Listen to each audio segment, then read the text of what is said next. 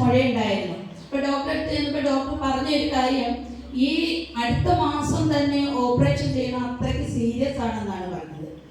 തീർച്ചയായിട്ടും ഞാൻ ഡോക്ടറെ അടുത്ത് പറഞ്ഞു, സാറേ എനിക്ക് ഇപ്പോൾ മോളുടെ വിവാഹമാണ്, വിവാഹം പറയാനൊക്കെ പോകണമെങ്കിൽ ഓപ്പറേഷൻ ചെയ്ത് കിടന്നാൽ എനിക്ക് പറ്റില്ല, അതുകൊണ്ട് എനിക്ക് കല്യാണ ശേഷം ഞാൻ വരാമെന്ന് പറഞ്ഞ് പോരുകയും, തീർച്ചയായിട്ടും എന്നെ പത്മകുമാർ എന്ന് പറയുന്ന സാറിൻ്റെ വീട്ടിൽ ഞാൻ കല്യാണം പറയാൻ ചെന്നപ്പോൾ ഇവിടെ ഈ പ്രോഡക്റ്റ് ഒന്ന് കഴിച്ചു നോക്ക് എന്ന് പറഞ്ഞു.